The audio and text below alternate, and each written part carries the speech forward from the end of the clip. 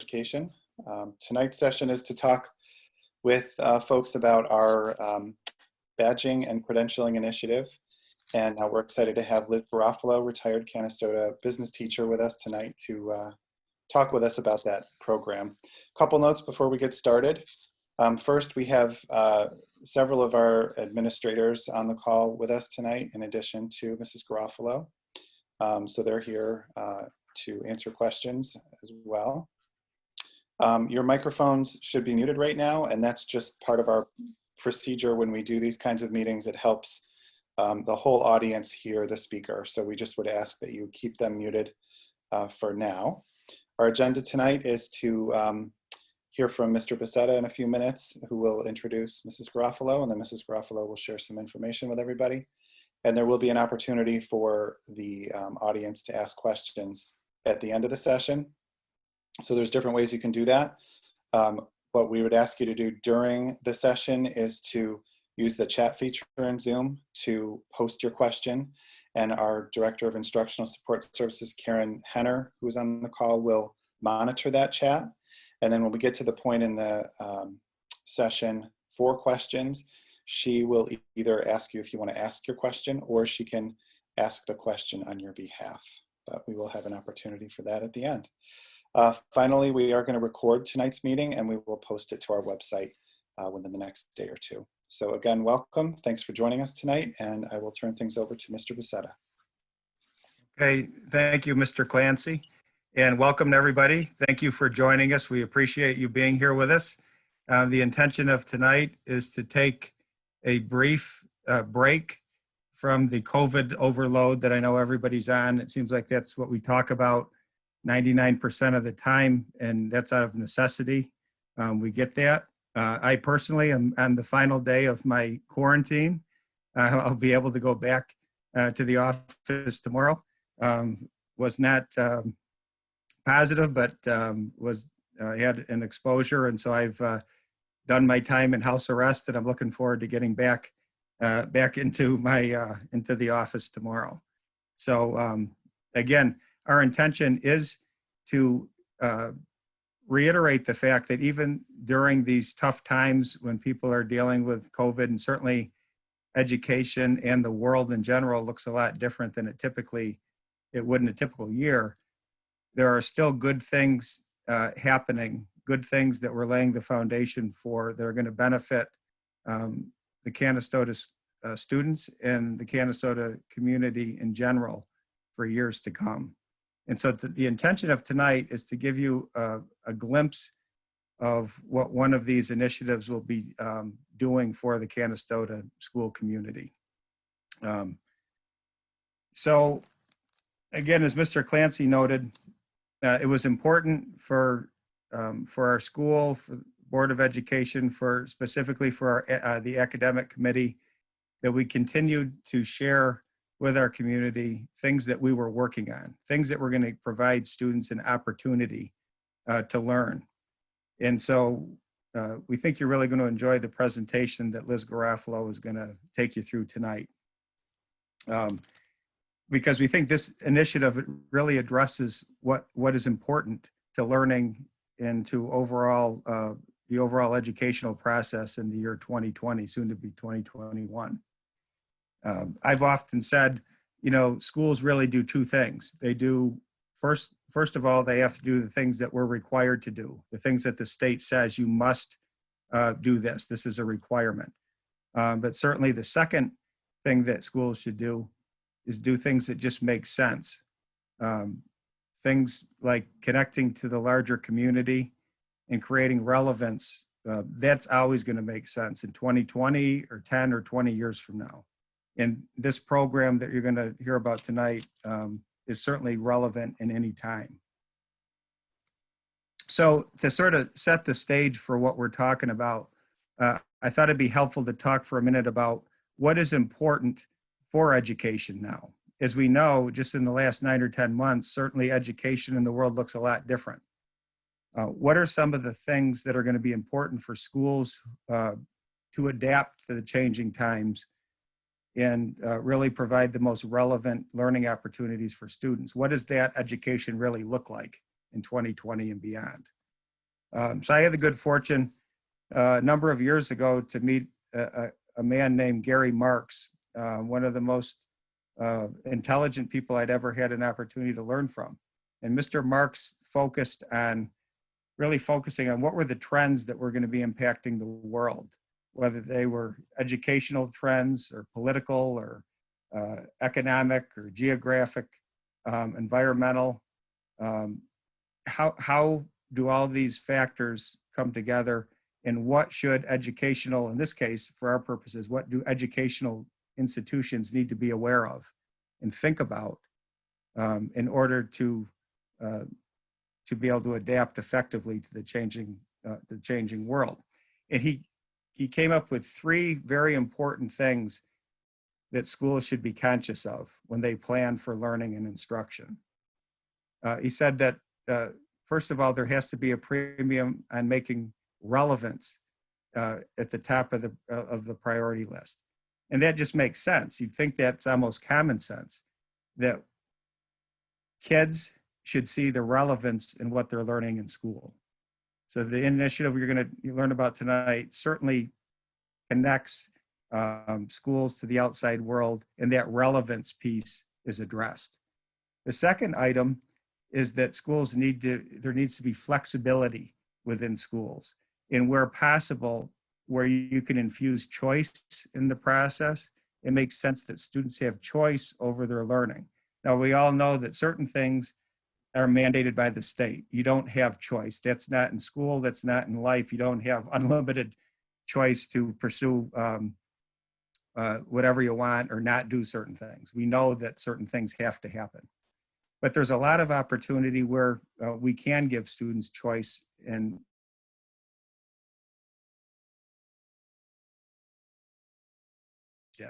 this initiative provides that opportunity for the flexibility necessary to positively engage students. And the third item that he spoke about extensively was the importance of the ability to personalize the educational experience of each student. And without question, what you're going to see tonight is a tool, an avenue by which students can have a more personalized educational experience it helps to match what students are interested in, and they can see where that intersects with where possibly there's demand, for example, with an employer or a community agency.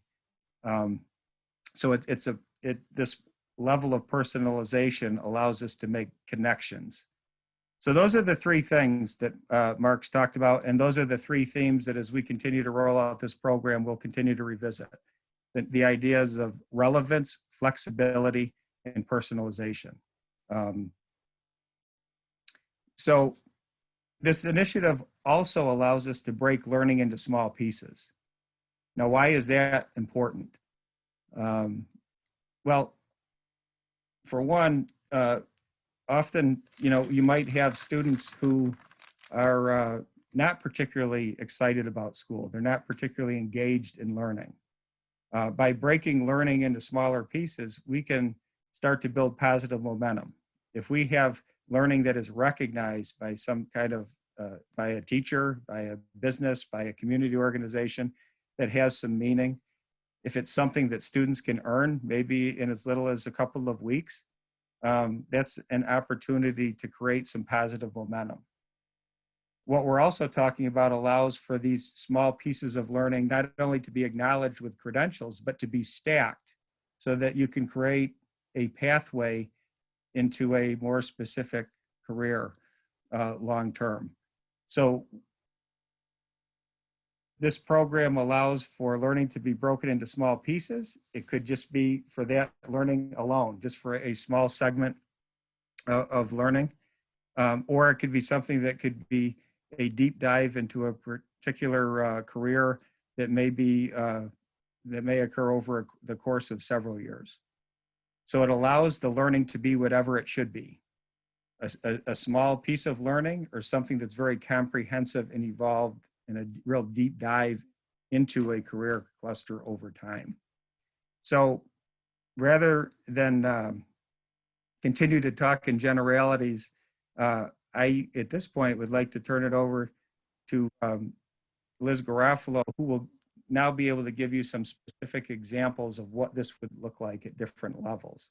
So, and first of all, I want to say we're very fortunate to have Liz Garofalo sort of being our point person on this initiative.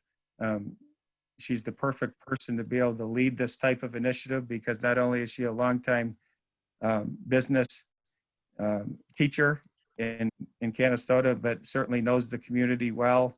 And so we're excited to have her and want to thank her for being a part of this. And I'm going to turn it over to her and let her walk you through some examples of what we're talking about tonight. So Liz. Thank you. Can you see my screen okay? Okay, thank you.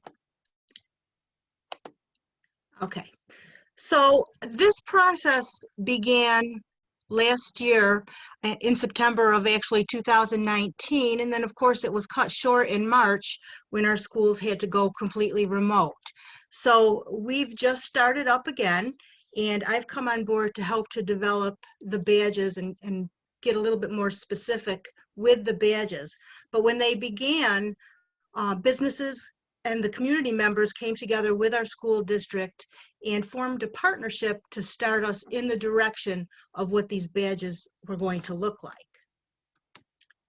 So one of the things I just want to talk about, and Mr. BOCES said it when he said relevance, flexibility, and personalizing the education, having the students interested, giving them an opportunity to be successful. That's what this badging program is about.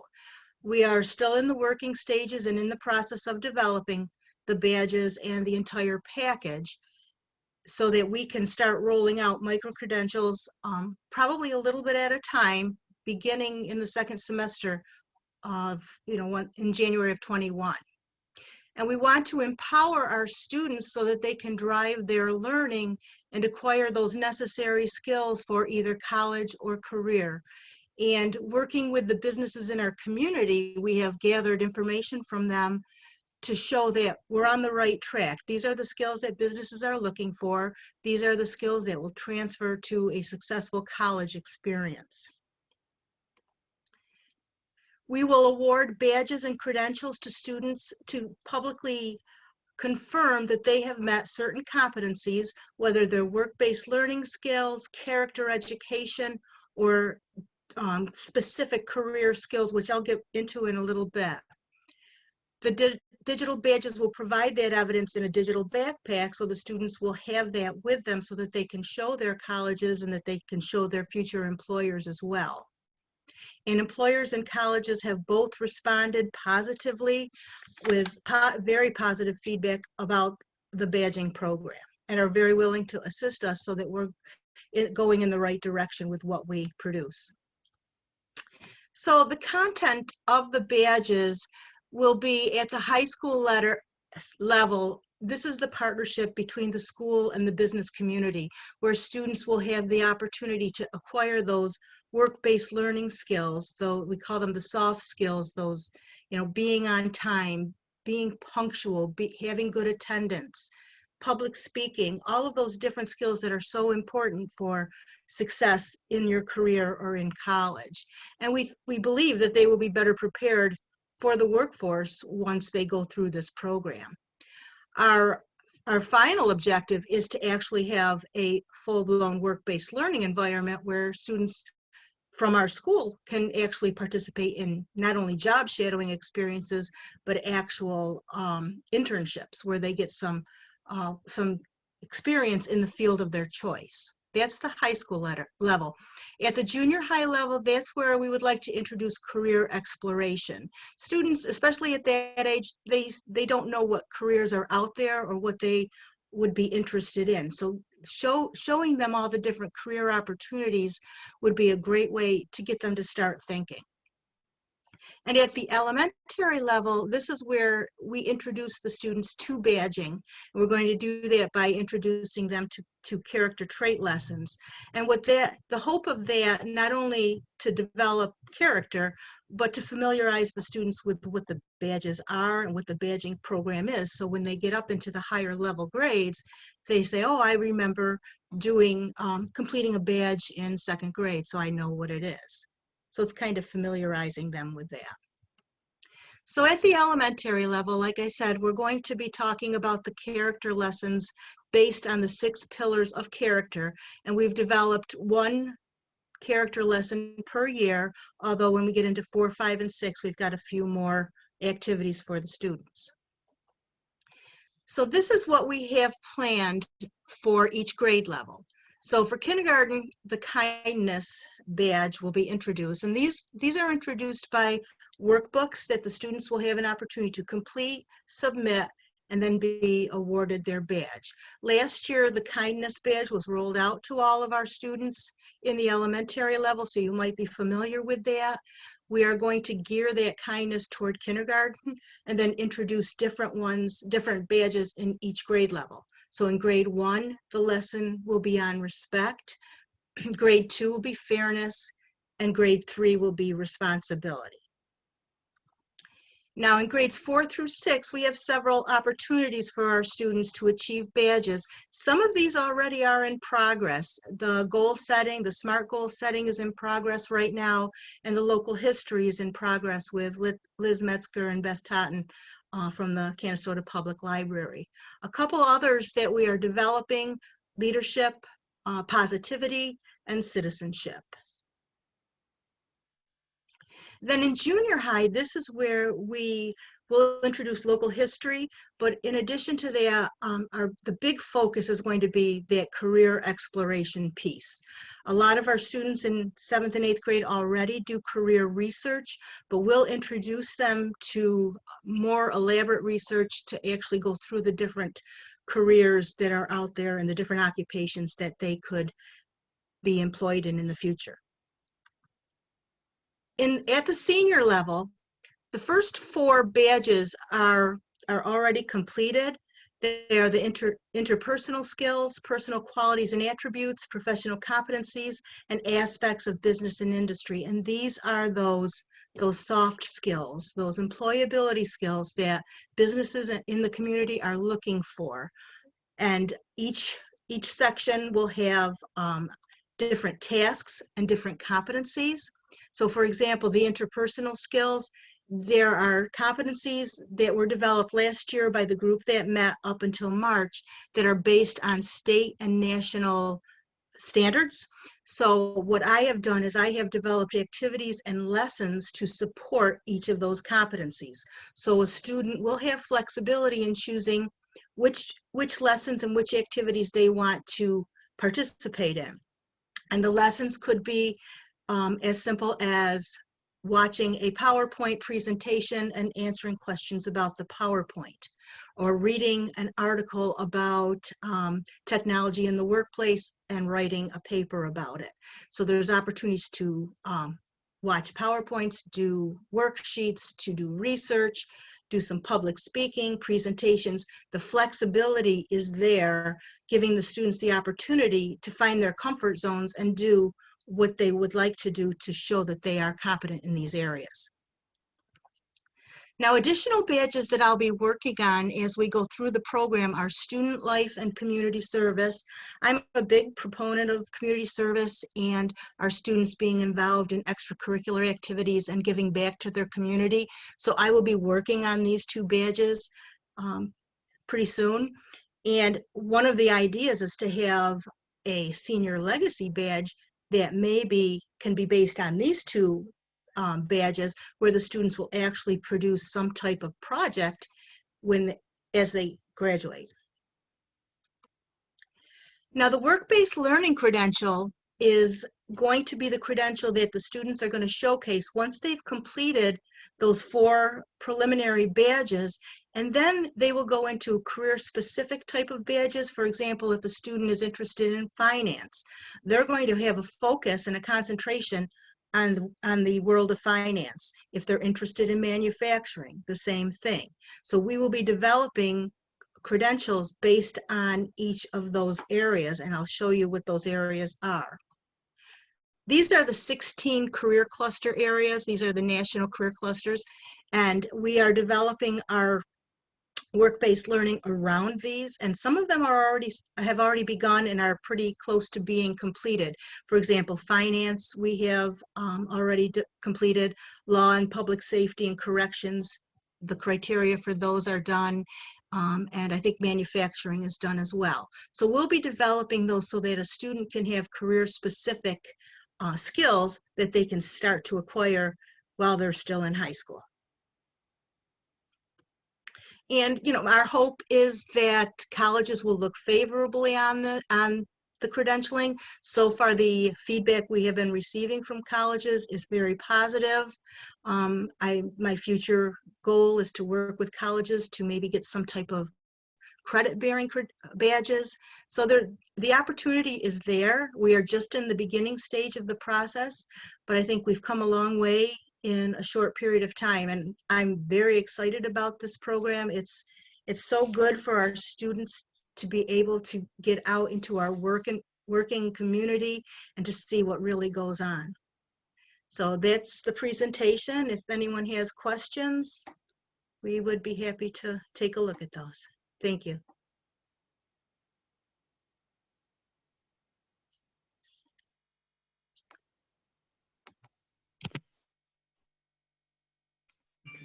Again, as Mr. Clancy had indicated, if there are people who have questions, then you know, Mrs. Henner can pass that along to us. And okay, it looks like we do have a, We do Mrs. have Henner? one question right now, yes. Okay. And I'll unmute this person if they'd like to ask their question themselves. If you don't want to ask it yourself, that's fine. I will ask it on your behalf. So it is, yep. Hi, I was just, can you review what the 4 soft skills are for the senior high level? There's more than 4, but those soft skills are those skills that employers are looking for, like for a student to be on time for work, to dress appropriately, to be a team player, to work well with others, to have conflict resolution skills. All of those skills that that aren't generic to a specific job, like nursing, being able to take a temperature or a blood pressure. There are all those other skills that are so important to businesses. Getting along with people, being able to work in a work environment and not gossip, not start rumors, those type of skills. And they're embedded in those first 4 badges all the way through. And they begin it with those character traits, because those character traits at the elementary level, those, being respectful, being responsible, that's where we start. Can I ask a follow-up to that? Yes. Do students need to have hit all of the other badges in order to receive badges when they get into the high school? Some of them yes, some of them no. The interpersonal, professional competencies, the personal qualities and aspects of business would be necessary to get the work-based learning, but the other ones they can do on their own. They can do student life, they can do community service, and we're also going to be developing other badges that are specific to different curriculum, so they don't have to do all of them. But if they do, they can reach a higher credential by doing all of them. The theory is that if a student is going to go out into a work-based situation, they need to have those interpersonal skills. They need to have those professional competencies. They aren't very long to complete.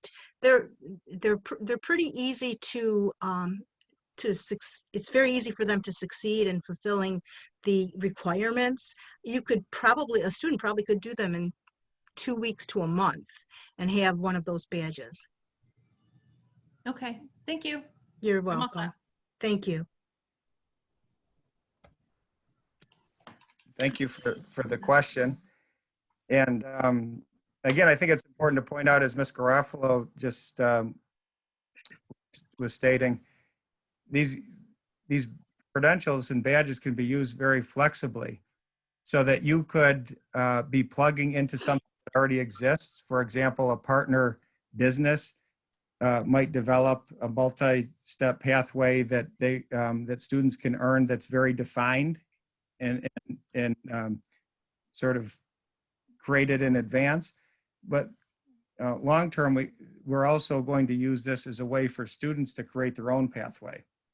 So some will be very specific if they're wanting to plug into something that exists, but students could also have the ability to explore and create their own path by stacking credentials. And one of the big advantages of this way of doing things is it creates a way for our students in Canastota to stand out from the field. Because as you get into a competitive environment, as kids are applying to colleges or applying to jobs, we're always looking for ways that they can distinguish themselves. This offers that because over multiple years, our students actually will have the ability to create their own digital, essentially a digital portfolio that is portable, that not every student in every school can say that they've had the opportunity to do. So this is a way for our kids to sort of stand out from the crowd and show that they've done something, whether they've taken the initiative to create their own pathway or they've done something that is acknowledged by local or regional business that's recognized by industry. So under any of those scenarios, it's a great way for our kids to stand out. If I can, there was one thing that I wanted to add that I don't believe was brought up.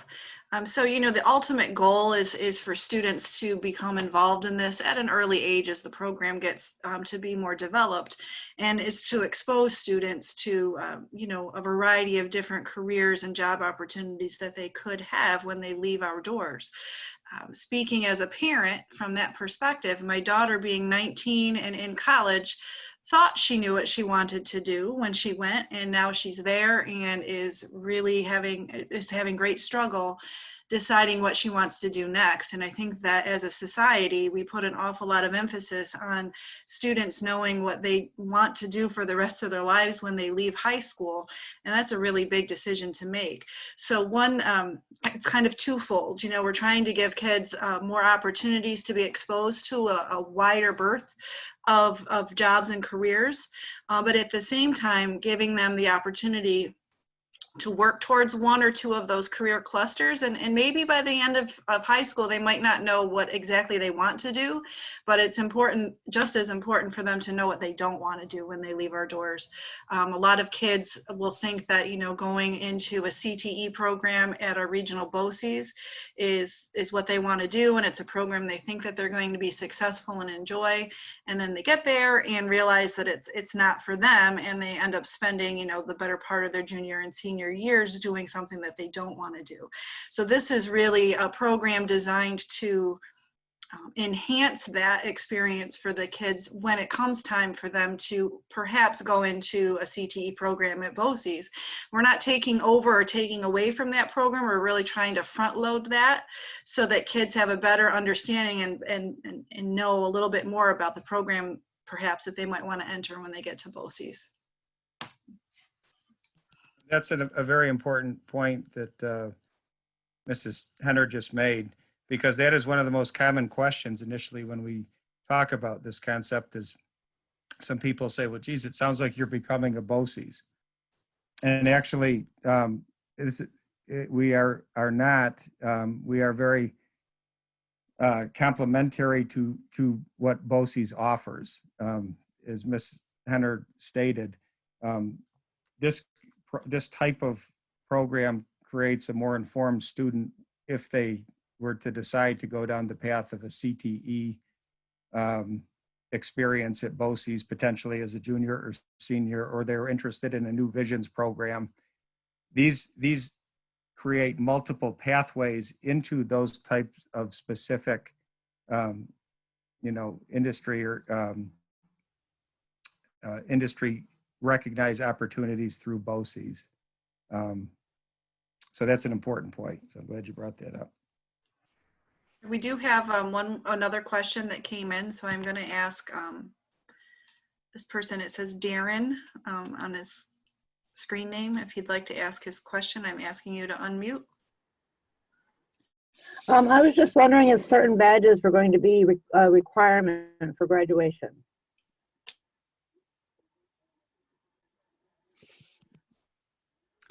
Yeah, To my this- knowledge, no, that's correct, right, Mr. Bezzetta?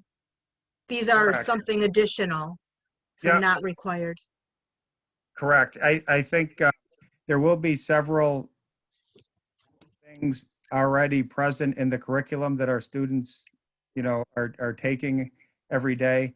Part of this process is going to, I think, identify areas that students can receive badges right within their current curriculum.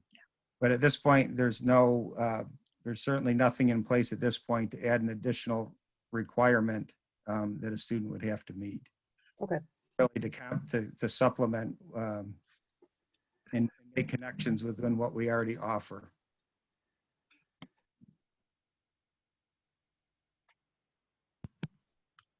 Do we have anything else, Mrs. Henner? I don't have any questions left in the chat, but if anybody wants to, I mean, we've got a fairly small group. I don't know if anybody wants to speak up or looks like we have no. Yeah, certainly. What if there anything else that any of our administrators or members of the school team want to point out at this point, then this would be a good time to do so. Mr. Bezzetta, one thing that always comes up here is how does this relate to the elementary schools? I think that's a question we often get here, because oftentimes by just face value, this seems to be more of a junior high school thing, and that's not the case at all. I think the teachers and students here are going to really benefit from this, because when we talk about college and career readiness, those seeds are planted early on. And we have to start planting them in the 4 through 6. And especially we're connected to the building, it just makes the most sense. I think what we're excited about is a lot of the badging that we're going to do are things that we're already doing, but it's not formalized. Right, exactly. We talk about character strengths, and we're always talking about, being a good person and being on time. Why not have the kids earn something when they are doing all of those things? It just makes really good sense. The other part too is it also helps us increase our after school programming. It also helps us before school, during school. This really relates to everything. And I guess there'll be a central hub where all of this will come back together. So I really do see great value in the elementary school is developing these early skills so that when they are in high school in there, that they're developing even at a higher level. What I also like about the elementary is that we can start engaging our local stakeholders, including the Great Swamp, the Canastota Library, the Boxing Hall of Fame, all of these things. These are pieces that our students should know about, and some do and some may not, but why not capitalize on the things we have in here? And the one in particular is 4th grade in the Erie Canal. The entire social studies curriculum in 4th grade is about New York State history in the Erie Canal. We live right down the street from it. It only just makes most sense. So I really see a great value at the elementary school, especially here at Robert Street.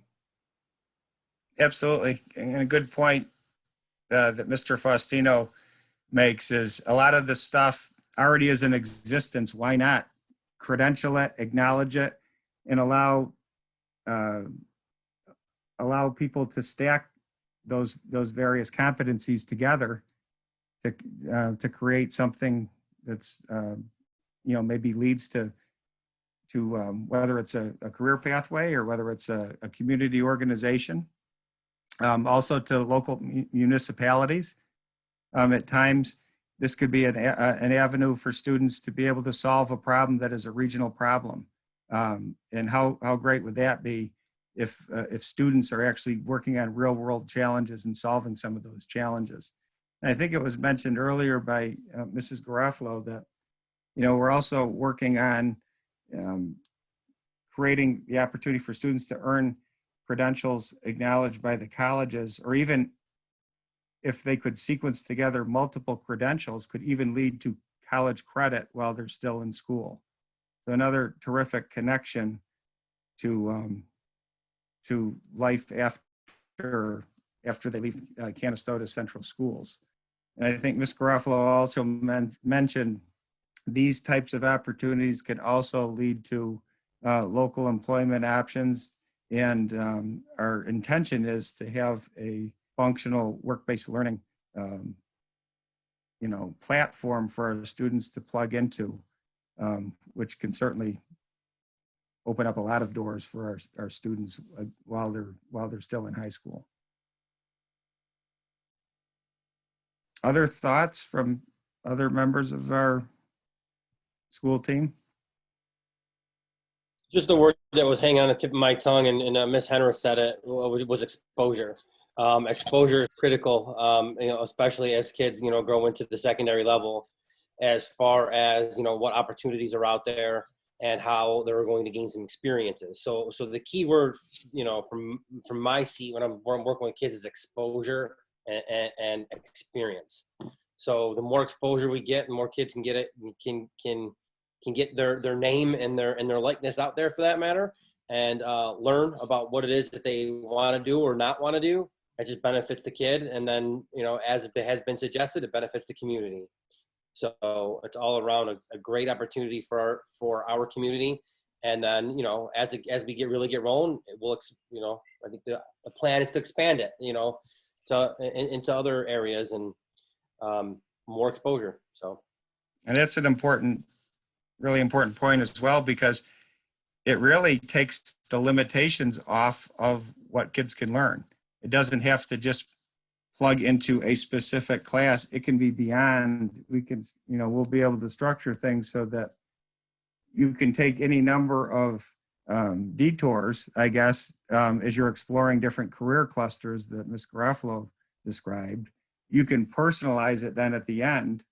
So for example, somebody's looking at a business, they could differentiate it so maybe their focus is on the financial side of running a business, and then somebody else might be working on how do you deal with the PR aspect of it, or the promotion. There could be so many different offshoots of even common experiences that students go through as teams. So there's the ability to work in teams and to pursue common interests. And there's the ability to differentiate it for each unique individual interest. So to Mr. Altabello's point, yeah, exposure to pretty much whatever makes sense. We've sort of essentially taken off the cap of limitation of what our kids can experience while they're still in school. And another thing too is we're a small enough district where we can personalize these experiences for our students. If a student goes out into a work-based learning experience and comes back and says, this is not for me, I just don't like this profession, we can change that. We can give them the experience that they need. And I've always said a successful internship is one where a student decides that they don't want to do this, because now they're not going to go to college. They're not going to spend that money on a career that they just don't want to be part of. So we can help in that respect as well. And I was just going to also mention, kind of piggybacking off of what Mr. Becerra said about unlimited opportunities for students and pathways for them. Last year, when we were, working together with community partners, we also started to branch out of the community and go more into, the neighboring regions. We've been working with the MACNY, which is the Manufacturing Association, I believe, of Central New York, and all of the connections that they have regionally with businesses, corporations, organizations. So they've been really helpful and have been really excited to be part of this process and to be part of the planning process.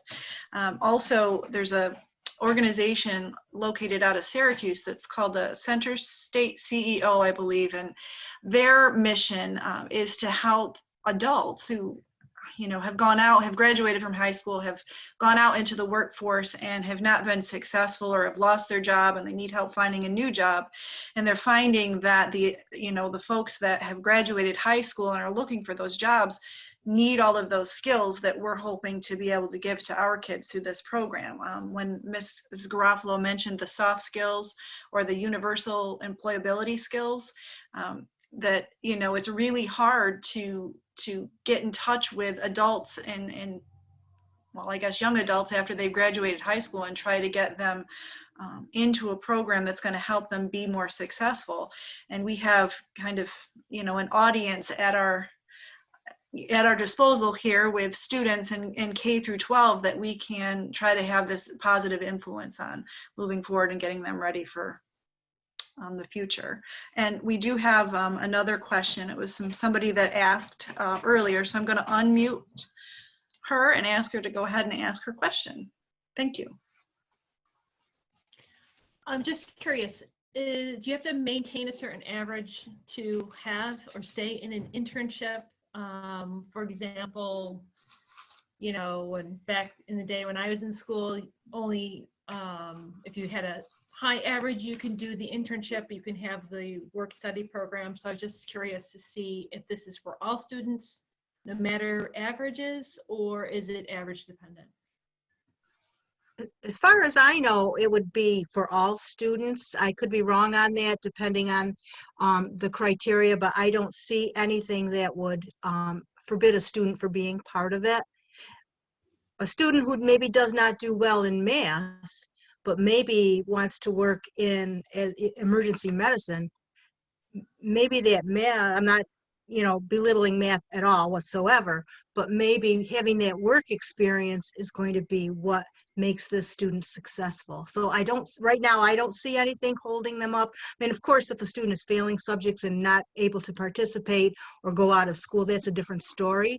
But I think if they show the effort and, you know, to do well in an internship or a work-based learning experience, we should provide that opportunity. I could be, am I okay with that, Mr. Becerra, or? I was just going to say is certainly the exploratory element of this is open and encouraged for every student, because we want every student to be able to explore. If we're getting into something that's more specific to a particular company who's a partner, then I think that's where we would have a more specific conversation with, do they have certain standards or expectations for people participating in that program? You know what I mean? Depending on how deeply we get into it. So, but I would think, you know, in general, it's certainly the exploratory part is open to everyone. If it comes that a student's going down a particular path with a particular company, then obviously we'd have to work with that company to make sure that the student met the standard. They, you know, depending on how involved of an experience it would be. Okay, thank you. Yep. Thank you.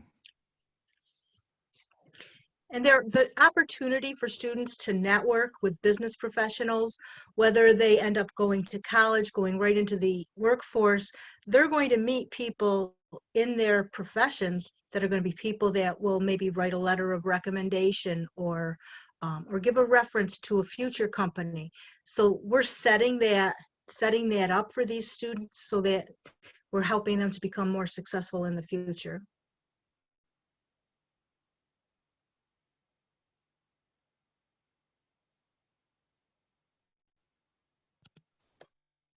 Are we good, Mrs. Hunter? Do we have any other? Okay.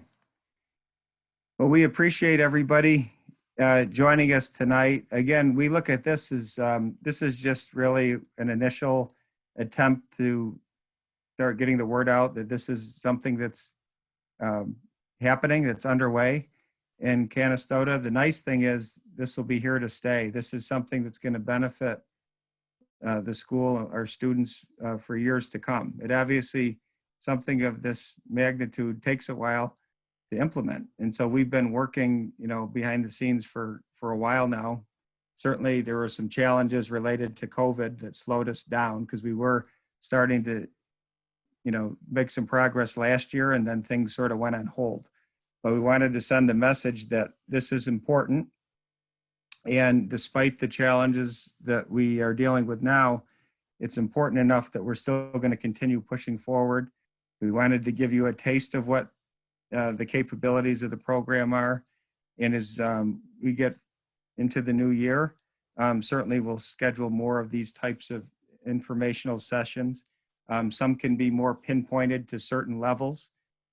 We certainly can create presentations based on the types of feedback and the types of questions that we get from you, we can certainly put together more sessions. So don't hesitate to contact us. Let us know what types of things you might be interested in or how we can answer questions. Not only will we do more of these types of sessions, we can also create a question and answer format that we can continue to have sort of a living document where we create and respond to questions that you give us as you learn, everyone tries to understand this initiative a little bit better. So again, thanks for being with us. Much more to come on this. There will be a launch as we get into the second semester of the year. So really, starting in February and the start of the second semester, where there will be some initial simple credentials and badges that students can earn. And as we look into next year, there will be some even more formalized, more structured programs that we look to implement. So again, this is just the beginning. It's exciting. We thank you for being with us tonight. Again, we're fortunate to have Ms. Garofalo is our point person on this initiative, and certainly all of our principals and administrators have been working to get up to speed so that we're ready to run with this. So much more to come, and we hope to see you soon. Everybody stay healthy and safe, and hopefully we'll be able to see you in person soon.